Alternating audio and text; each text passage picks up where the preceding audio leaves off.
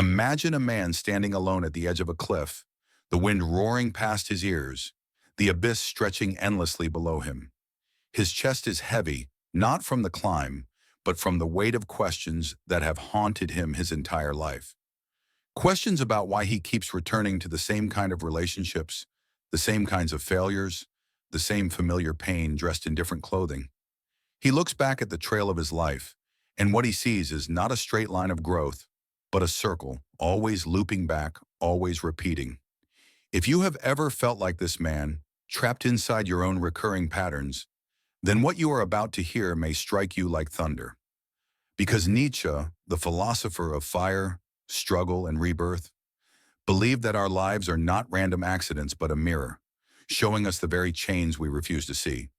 He believed that these chains, these toxic cycles, are not simply obstacles. They are revelations. They are the handwriting of fate etched into the walls of our being. Let me ask you something directly. Why do you fall for the same type of person again and again, even when you know it will end in heartbreak? Why do you sabotage yourself just as success feels near? Why do your best intentions, your most passionate beginnings, always collapse into the same disappointments? This is not just bad luck. This is not just psychology. Nietzsche would tell you, it is your eternal return. The eternal return is one of the most haunting and beautiful ideas in all of philosophy. It whispers, what if your life is not a line, but a circle? What if every mistake, every joy, every heartbreak, every betrayal, you must live again, endlessly, over and over, for all eternity? Would you scream in horror at such a fate? Or would you embrace it with defiance, as if to say, yes, I choose it, I love it, I want it again? But before we get lost in abstractions, let's bring this closer to home. Imagine the toxic relationship you could not escape, the one that drained you, the one that left scars that still ache at night. Imagine reliving it again and again, not once, not twice, but forever. That is the eternal return. It is not just an abstract theory, it is the hidden structure of your soul's prison. Nietzsche did not want you to despair at this thought. He wanted you to awaken, to see clearly, because until you see the pattern, you remain enslaved by it. You run from one partner to another, one job to another, one city to another, thinking you have escaped. But in truth, you have only carried your prison with you. The same walls, the same shadows, the same ghosts. Now imagine this. Nietzsche stands beside that man on the cliff, and he whispers in his ear, this life as you now live it, you will have to live once more and innumerable times more. Would you curse the demon who told you this, or would you call him a god? This is the question that splits a soul in two, because here is the truth. Most people are cursed. They cannot escape their eternal return because they are too afraid to see themselves. They blame others, they blame circumstances, they blame fate. But Nietzsche would tell you, the one you must confront is yourself. Your toxic patterns are not accidents. They are confessions. They are the places where your deepest wounds, your deepest fears are calling for your attention. Every time you repeat the cycle, life is screaming at you. Look here. This is where you are chained. Break this or repeat it forever. And yet we avoid this truth. We distract ourselves with noise, with work, with entertainment, with superficial goals. We refuse to sit in silence and ask, what is the pattern that is devouring my life?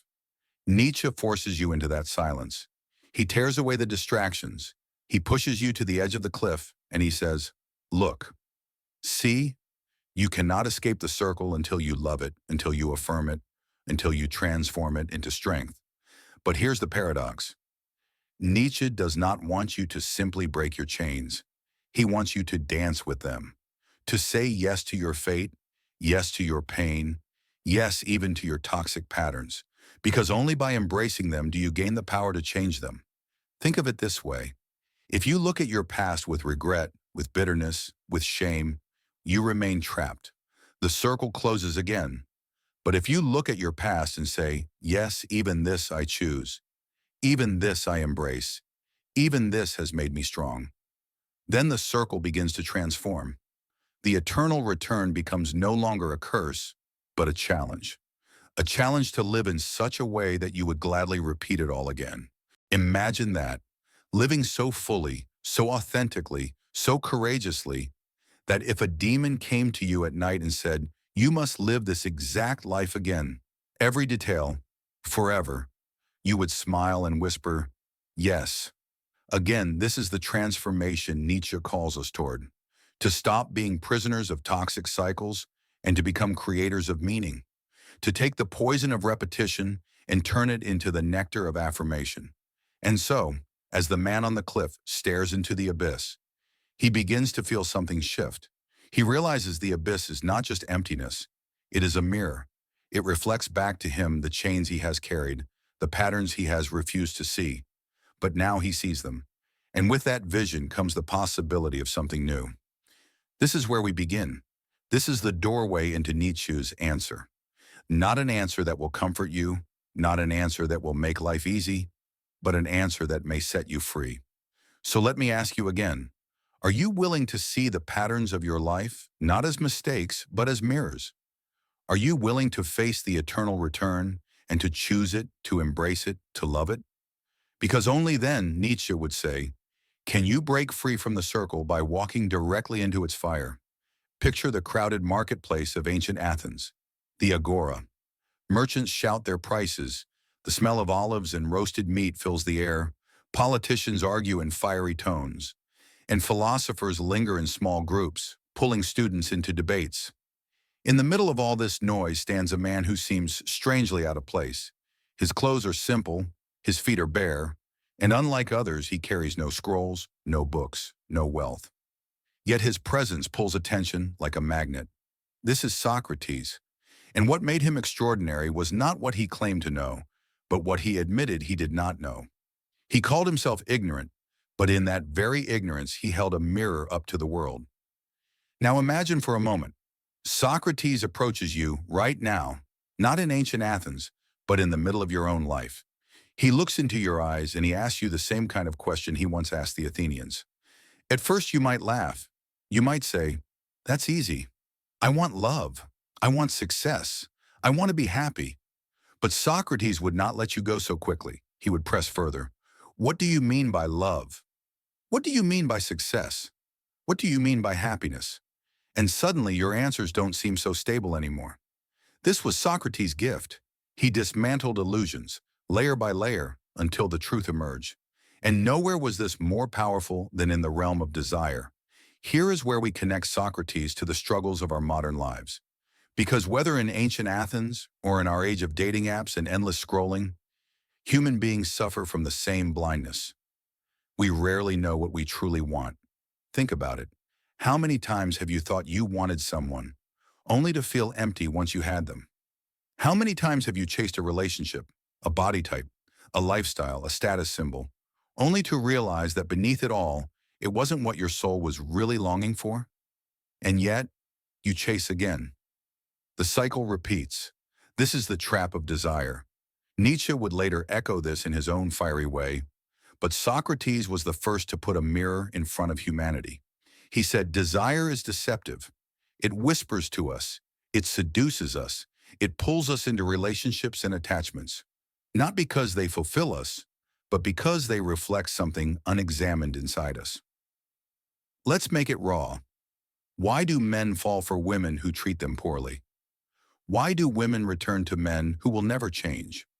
Why do people sabotage their own happiness the moment it appears within reach? It is not because they are foolish.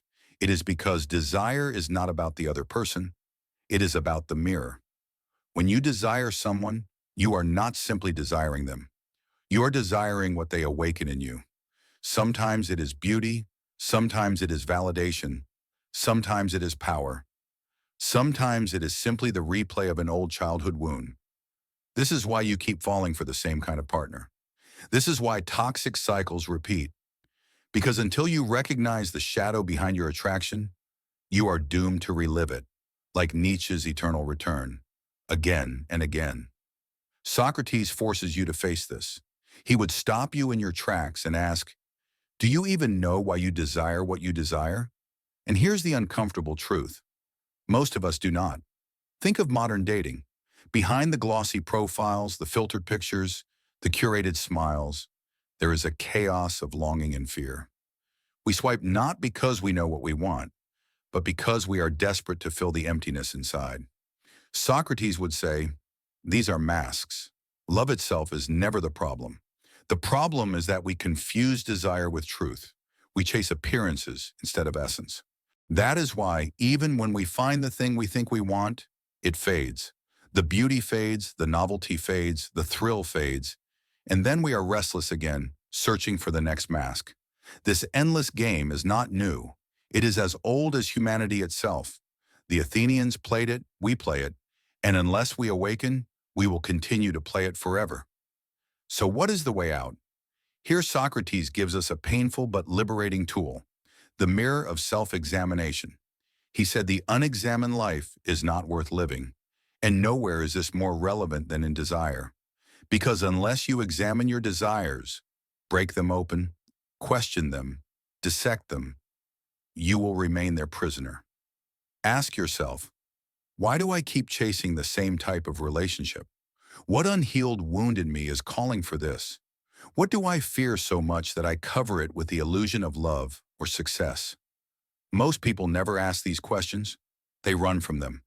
But Socrates insists you look directly, because only when you face your reflection without flinching do you begin to see the truth. That desire in its raw form is not about others at all. It is about the soul's hunger for meaning, for connection, for wholeness. But there is another layer.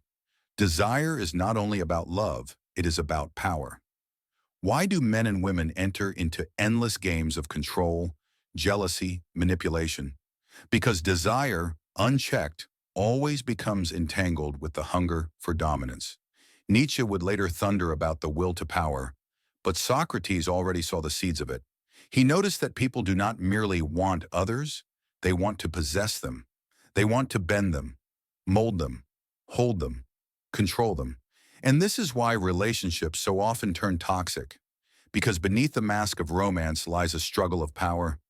Each partner trying to pull the other into their orbit, each one afraid to lose control. Socrates exposes this too. He makes you admit it. He makes you see that what you call love is often nothing more than disguised power. So where does this leave us? Are we doomed to repeat toxic patterns forever? Not if we dare to walk the path Socrates opens, because Socrates does not destroy desire. He transforms it. He says, stop running blindly after appearances. Stop chasing shadows. Instead, climb higher. See beyond the masks. This sets the stage for something extraordinary, which his student Plato would later put into words, the ladder of love. The idea that desire, if purified, can lead us upward, not into possession, not into power games, but into truth, beauty, and wisdom itself. But before we climb that ladder, we must accept the mirror. We must admit most of what we call love, most of what we call attraction, most of what we chase in this world, it is illusion. It is our unexamined self staring back at us. And the only way forward is to face it. The agora grows louder. Socrates moves through the crowd, asking his piercing questions. People laugh. People argue. People grow angry. Some walk away, but others, those few who are brave, remain. They stay because in Socrates' mirror, they glimpse something terrifying and beautiful, themselves. And so too, we must stand before that mirror. Because until we do, we will remain trapped in the eternal return of toxic desire. But if we dare to see, then perhaps, just perhaps, we can take the first step onto the ladder that leads beyond illusion. The sun begins to set over Athens. The marketplace quiets, the merchants pack away their goods, and the smell of roasted fish drifts from nearby taverns. Yet in one corner of the agora, the air is alive with something more powerful than trade: conversation. Socrates is sitting with a group of young men, and beside him is someone extraordinary, a woman named Diotima. Few remember her name today, but she was one of the most profound voices in Socrates' life. A philosopher, a priestess, and perhaps the only one who could truly challenge him. Tonight, as torches flicker against the stone walls, she speaks of something that silences the crowd, She speaks of eros, desire. Desire, Diotima begins, is a double-edged sword. It can enslave a man, or it can raise him to the heavens. Most are enslaved. Everyone leans closer. This is the truth Socrates wanted his students to see. That desire is not simply about attraction, it is about transformation. But the danger is this: almost no one rises through it. Almost everyone gets trapped. Think of desire as fire. Fire can warm you, light your path, cook your food. But fire can also burn your house to ashes if you do not master it. In the same way, desire can awaken your soul or destroy it. And this is why women, even today, may not want men to see this truth. Because the power of desire, its ability to blind and control, is a secret that societies, relationships, and even entire cultures have been built upon. What makes desire so dangerous is not only its strength, but its disguise. It dresses itself in beauty, in sweetness, in comfort. It whispers promises of happiness. A man sees a woman across a room, her smile, her eyes, her laughter. His heart races. He feels alive. But is it her he desires? Or is it the reflection of his own longing projected onto her face? A woman meets a man who exudes confidence, strength, or charm. She feels drawn, almost against her will.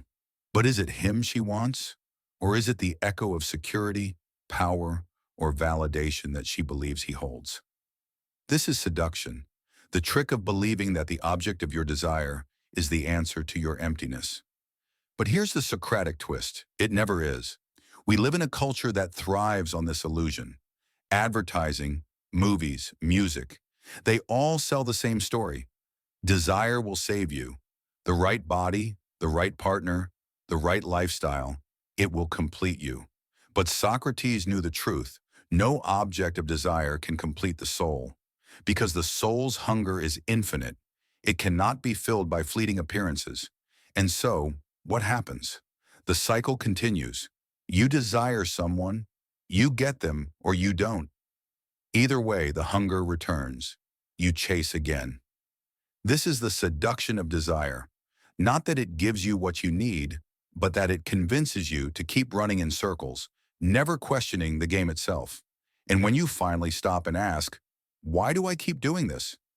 That is the beginning of philosophy.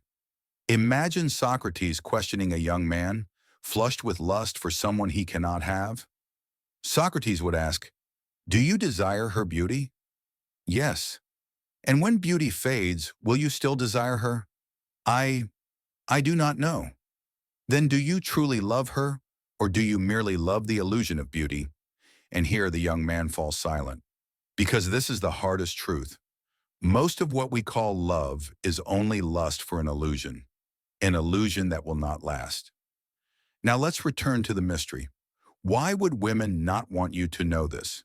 Not because women are villains, not because they are plotting, but because desire, left unexamined, gives power. Think of it. If a man is ruled by desire, he will do anything for the woman who stirs it. He will bend, he will serve, he will chase. Entire empires have been swayed because powerful men could not master their desire. Helen of Troy, Cleopatra, countless figures in history prove the point. To know the truth of desire is to step outside the game. And when you step outside the game, you cannot be controlled by it. That is why this secret is dangerous. That is why many prefer it to remain hidden. Desire is like wine. A little taste can make you joyful. Too much, and it poisons you. Socrates himself would later face death by drinking a cup of poison. And in a strange way, desire is the same cup. You sip it without realizing how strong it is. You believe it gives you life, but if you drink without awareness, it consumes you. But here is the paradox. Desire is not your enemy. It is your teacher. Diotima explained to Socrates that desire can lead you step by step to higher truths. You begin by loving beauty in a body. Then you see beauty in all bodies. Then in minds, then in wisdom, and finally in truth itself. This is the ladder of love, the great path we will explore in the next part. But the danger is this. Most people never climb it. They remain stuck on the first step, chasing bodies, chasing appearances, chasing illusions. This is why Socrates' questions were like fire. They burn through the illusions, forcing his students to climb higher or be consumed. Fast forward to today. Do you think things have changed? Hardly. The seduction of desire is everywhere. The Instagram model with perfect angles. The dating app profiles promise love with a swipe. The luxury ads equate a car or a watch with worth. These are the same tricks dressed in modern clothes. The same old seduction. Socrates would laugh and then shake his head. How strange, and he might say. People believe they are free, yet they are more enslaved than ever. They do not even know who holds their chains. But here is where the story shifts. Imagine for a moment that you stop. You step away from the chasing, the swiping, the endless hunger. You look at desire itself. You study it the way Socrates studied the human soul. And then you see it. Desire is not pointing you outward, it is pointing you inward. It is showing you the hole inside, the unhealed wound, the forgotten longing for truth. And in that moment, you realize something radical. You do not truly want them. You want freedom. You want wholeness. You want to return to yourself. This is the moment when seduction loses its grip. The night deepens. The agora grows dark, but the torches around Socrates and Diotima burn brightly. The students sit spellbound, their hearts caught between confusion and awakening. Diotima smiles gently. Desire will always seduce you, she says, but if you are brave, you will not remain its prisoner. You will let it lead you upward, toward truth. The firelight flickers in the Athenian night. The voices of merchants are gone. The songs of taverns echo in the distance. But here, in this small circle around Socrates and Diotima, time feels suspended. Diotima's eyes shine as she begins to describe something extraordinary. A vision of love, not as mere attraction, not as the chaos of desire, but as a path, a ladder the soul can climb. This ladder, she says, is the way from illusion to truth, from fleeting beauty to eternal wisdom. Socrates listens with the focus of a man who knows he is being entrusted with something that will change him forever. Every journey begins, Diotima says softly, with the simplest of desires, the love of one beautiful body. We all know this step, the moment you see someone and feel that spark. Their eyes, their smile, the way they move, it stirs something primal, something intoxicating. At this stage, love feels absolute. The beloved seems unique, irreplaceable, divine. You think, if only I can have them, everything will be complete. But this is the illusion. For at this step, what you truly love is not the person, it is beauty itself, shining through them. Yet most people never realize this. They stay stuck, worshiping the individual as if they alone hold the key to salvation. This is where most stories of love begin and end. But Diotima urges us higher. What you see in one body, she explains, you can see in many. Beauty is not confined to a single face or form. Once you recognize this, you rise above obsession with one individual and begin to appreciate beauty wherever it appears. This is shocking for many. It feels like betrayal. But in truth, it is liberation. Because you stop clinging to one fragile source of beauty and begin to see that beauty is everywhere, in different forms, in different people. At this stage, you are less a prisoner of one desire and more a lover of life itself. Yet the ladder rises further. If you can love the body, Diotima continues, can you not also love the soul? For what is more worthy of love than the mind, the character, the essence of a person? Here, love deepens. It is no longer about appearances, no longer about the surface. You begin to see into people's hearts, their virtues, their struggles, their courage. You begin to love wisdom, kindness, creativity, resilience. This is where true friendship is born. This is where love begins to feel sacred. Because now, what you love cannot fade with age or wrinkle with time. It is the soul, the immortal spark. But Diotima is not finished. The soul itself, she says, is nourished by wisdom. And so the next step is to love not only people, but practices, the pursuit of learning, of justice, of truth. Here love takes on a new form. You fall in love with philosophy, with the building of cities, with art, with music, with anything that lifts humanity toward the good. You realize that beauty is not just in faces or hearts. It is in ideas, in actions, in the shared pursuit of something higher. This step is rare. Many never climb this far.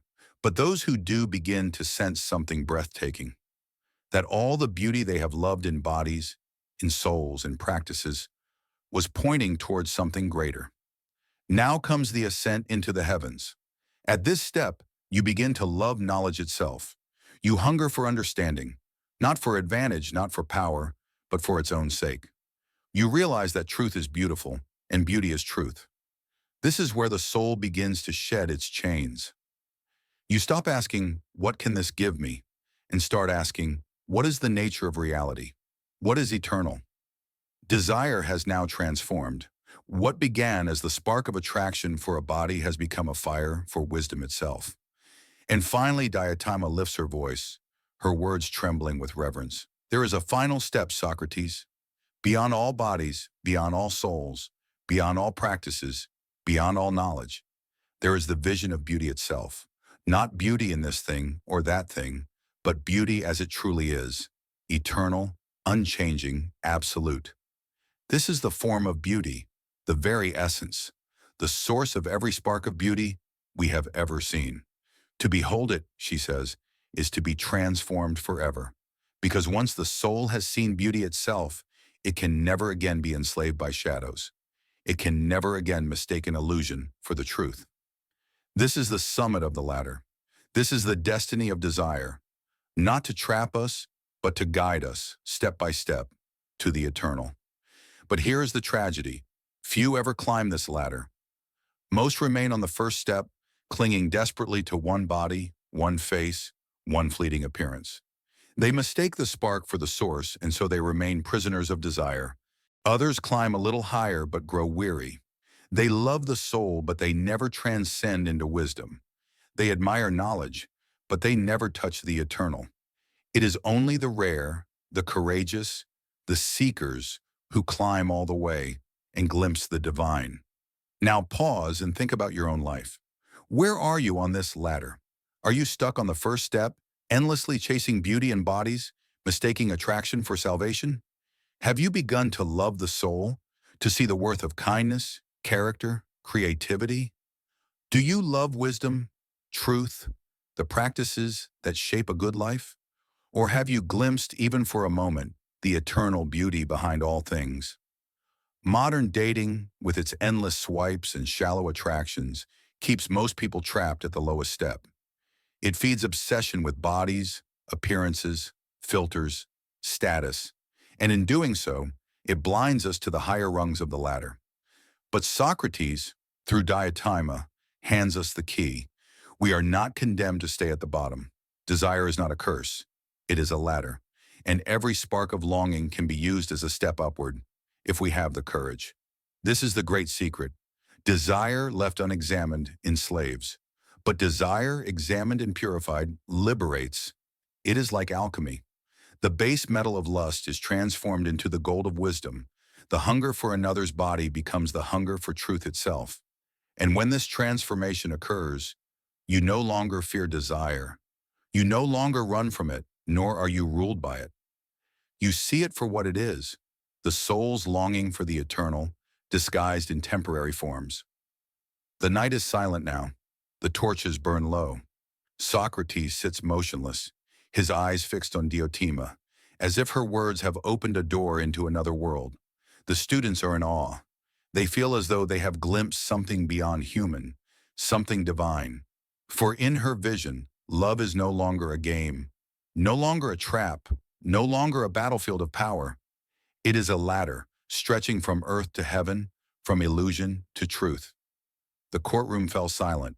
In the center of Athens, the greatest city of its age, a simple man stood trial, not for theft, not for murder, not for treason, but for questions.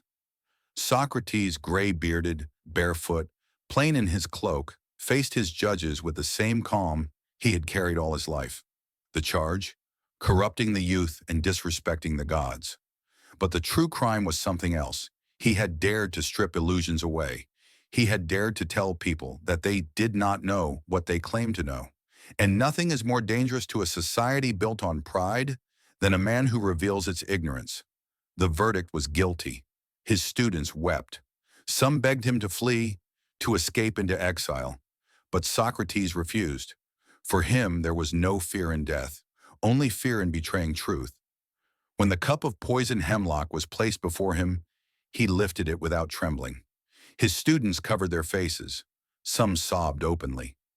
Socrates, calm, said softly, "No evil can happen to a good man, either in life or after death." Then he drank. Slowly, quietly, he lay down. And as the poison reached his heart, his breath faded. The man who had shaken Athens with nothing but questions was gone. But his words lived on, like fire in dry wood, waiting to ignite across centuries. You may wonder, what does this death, 2.5 millennia ago, mean to you? Watching this video, living in the 21st century. Here is the connection. Socrates died because he would not stop questioning. He would not accept the easy illusions of the crowd. And this is exactly what you need to understand about desire, attraction, and love. We live in a culture overflowing with appearances, beauty filters, dating apps, money games, power struggles.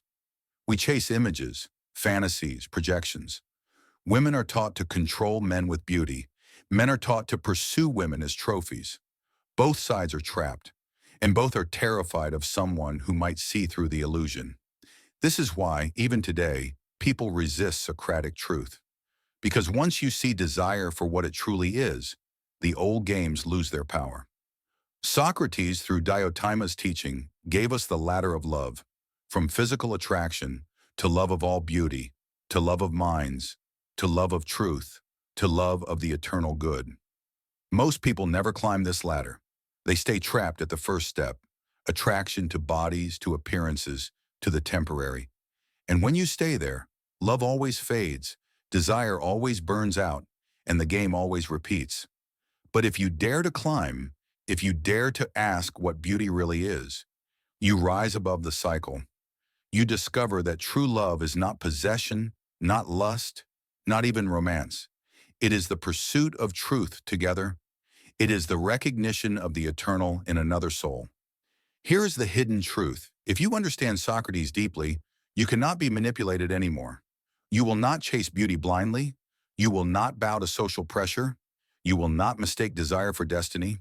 And this terrifies people who rely on those illusions, whether they are seducers, influencers, or even whole industries that profit from your confusion. To live with Socratic clarity is to break free, and freedom is always threatening to those who live by control. Before he died, Socrates gave his final challenge. The unexamined life is not worth living. Think about that. A life without questioning, where you simply follow desire, chase beauty, accept what others tell you, is not truly a life. It is a dream, a shadow, an illusion. But when you stop, when you ask, why do I desire this? What is truly beautiful? What is truly good? Then you awaken. You begin to live.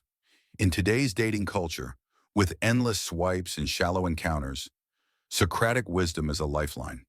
It asks you to pause, to look deeper, to refuse the easy games, to choose relationships built on truth, not fantasy.